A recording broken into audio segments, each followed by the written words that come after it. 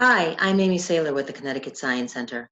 Every year, the Connecticut Science Center recognizes the achievements of STEM professionals and leaders in our state, especially those who share our mission to inspire lifelong learning through interactive and innovative experiences that explore our changing world through science.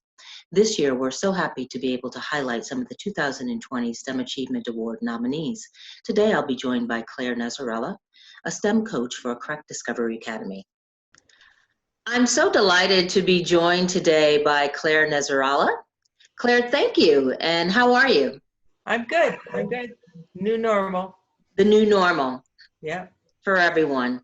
So I just want to start by congratulating you on your nomination for the 2020 Connecticut STEM Achievement Awards. Well, thank you. It's quite an honor. I was very thrilled when I got the news. Well, it is because of educators like you who are so key in preparing the next generation of STEM professionals. Your work is vitally important, and so we thank you. Oh, thanks. So let's get started. I'm curious to know what your days are like as a STEM coach at Correct Discovery Academy. And if you could talk about the transition from being a classroom teacher to a STEM coach. So on a typical day in the building, I am wearing multiple hats. I might be doing a garden or bioswale lesson with pre-K kids, might be working with some kids for math. So I wear all the STEM hats, science, technology, engineering, and math. So I could be doing a computer lesson with Google Drive for third or second graders who are just getting on. We launched the NGSS lessons, each grade level, a couple grade levels at a time. So the past 4 years, that's been a big focus. And then we do take apart lab. I do a lot of themes throughout the school. And so I'm just kind of there for teachers to support in anything that's STEM, kind of Johnny on the spot. I remember what it's like to be a teacher and not be able to leave your classroom, and how sometimes you might have a great idea, but you can't do it because you don't have all the materials. So I kind of know where everything is and can pull things together very quickly for the teachers so that I can help make the magic happen in their room. And now with the new normal, my job again is just to help the teachers in whatever comes along. I live on a stream, so I've been shooting nature videos and tracking a duck family that has built a nest. Did shadow videos to show how the earth rotates. And just anything I can do to give the teachers material, vetting NGSS and science materials, technology troubleshooting, helping the kids that need accelerated math get onto Redbird or support, do ST math. So it's still kind of the same kind of thing, but I'm home based with my daughter now. Mm-hmm. Oh, thank you for sharing that. So you work very closely then with teachers in a team-like effort, would you say? Yeah, we meet once a month, every team. So there are 7 teams in the school. So I have those teams. I try to meet during their math time. I have a science meeting once a month. And then EIP, which is to help with the kids who need early intervention. So, there's a lot of team meetings, but then I'm also just helping out in the classroom, showing up, being asked to do things. So I'm on like 7 teams as well as the leadership team for the school. Very nice, very nice. Can you share with me some of the other projects that you're working on outside of Correct? So I'm very active with the special ed community because of my daughter. I've been asked to be on the state task force to look at how to re-enter into the school buildings after this virus is, or the next phase of school. And also a special ed task force that meets once a week with local representatives. I'm also involved in SECA, which is Computer Educators Association of Connecticut, and that I'm the treasurer of that group. And so we look at new technology. We've investigated the ISTE standards. So I do that. I do Parent Leadership Training Institute in West Hartford to learn how to be a leader in the community. And then I have a 12-year-old daughter, so a lot of my time is spent on her. Sure. And then my hobbies are gardening, geocaching, and skiing. And so, wow. So you have always had a interest in STEM and STEM related activities? Yeah, I grew up in northern Michigan, so I was on the water a lot, in nature a lot, did a lot of camping. So I've always been the outdoors sort. And I found math was always my favorite subject. And then I ended up working in broadcasting and television for 20 years, did marketing for computer software companies. So I came from another career before I became a teacher. And so all of that technology background and multimedia helped make me the STEM coach I am. Sure. Was there something that inspired you to pursue becoming a science educator? Well, I was a classroom teacher for years, 16 years in West Hartford, 3rd and 5th grade, and got the interview for the STEM coach position. I was looking for a way to support the whole building and not just multiple buildings or a single classroom. So when this job opened up, I interviewed, was not selected, and 2 years later they asked if I was still available, and I said yes, and Lo and behold, got the job. So I wanted to be a specialist, get out of the classroom. I did 16 years, did a lot of really great projects, wrote a lot of grants, and then wanted to do something that was broader.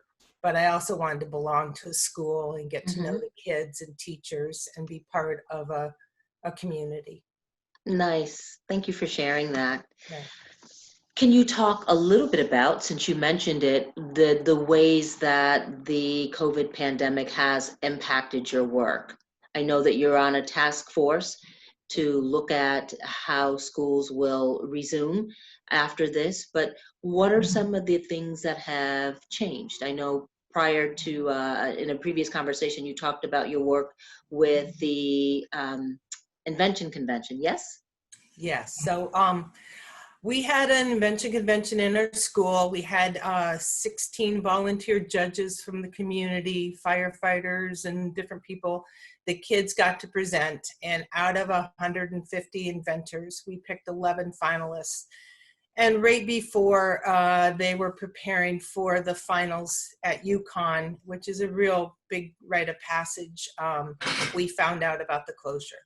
And so that whole competition has gone virtual. The 11 inventors from 7th grade to 5th grade will be producing videos of them presenting. And then the state competition or the national competition in Michigan will be virtual as well.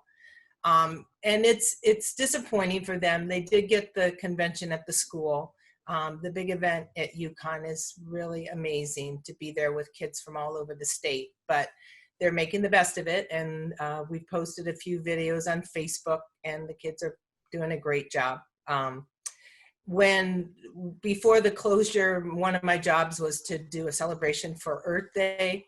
So we had planned to help the environment one seed at a time and give seed packets to all the kids. Well, when we closed, right before we closed, I took all my 5,000 seeds that I had bought and envelopes and got stamps. And the first week of closure, I spent putting labels and sending, and sending all the seeds to every family. So we got all the kids to start planting this spring and doing what they can, engineering containers, and doing what we can to move Earth Day in a virtual way. So I'll be starting a virtual garden club committee for the school. And I did a geocaching virtual club that we got some more families involved in geocaching, which is a great, safe activity to do during this social distancing time. Oh, thank you. I'm glad you mentioned geocaching again, because I heard you mention it before, and I don't know what that is. What is geocaching? So using waypoint coordinates, the latitude and longitude coordinates, treasure boxes are hidden in parks and public areas. There's thousands all over the world. I found some in Japan and Michigan, and wherever I travel, I find them.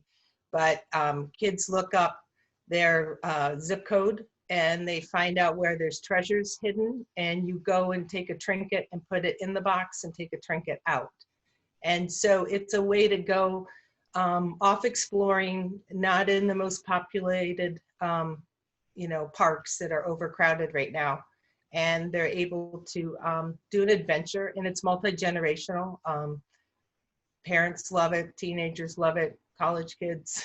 Wow. So it's a lot of fun. My daughter and I have found a lot in the last month. So how would someone find out about geocaching if I wanted to do that with my granddaughter, for example? Yeah, so you go to geocaching.com and start an account. You can get a free account, but the premium's worth it. It's $29 a year.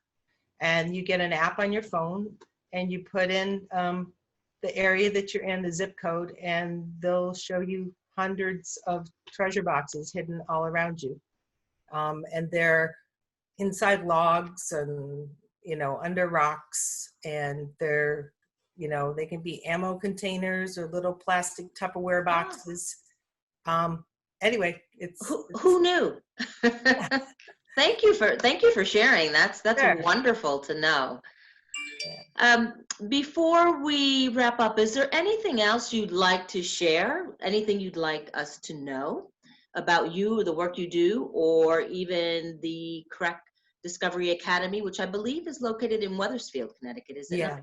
Yeah. So this is a very challenging time, and teachers are able to build a community by working with their classroom and Zooming and everything. And one of the things that I'm really trying to do is to help build that unity and the family feel that we had when we were together as a school. And so I think that's really hard to do, but it's something I'm dedicated to doing. We're doing virtual field day this week, which is a national thing I found online. And so all the kids are participating in things, and we're going to celebrate on Friday. And just anything that I can do to kind of build that family, because we're missing friends, we're missing colleagues. It's very hard. And I think, there's joy in the building in the school that we've created. And so we're trying to raise that up. I think everybody's trying something new. Sure. And it's a very challenging time. I think kids are resilient and they're going to do fine. I think adults, it's a big adjustment, and we're carrying a lot of different loads at the same time. So you need to take care of yourself. Well, thank you for that. Thank you for that reminder. But it's also a reminder, again, of just how important teachers and educators are. And thank you for all that you do to shape minds, to encourage girls and boys to explore the world around them. And you lead by example, and we appreciate it. I appreciate it. Thank you. Thank you for sharing your time, and thank you for sharing your story, Claire. It's been an honor. Thank you. Enjoy the rest of your day. You too. Bye-bye.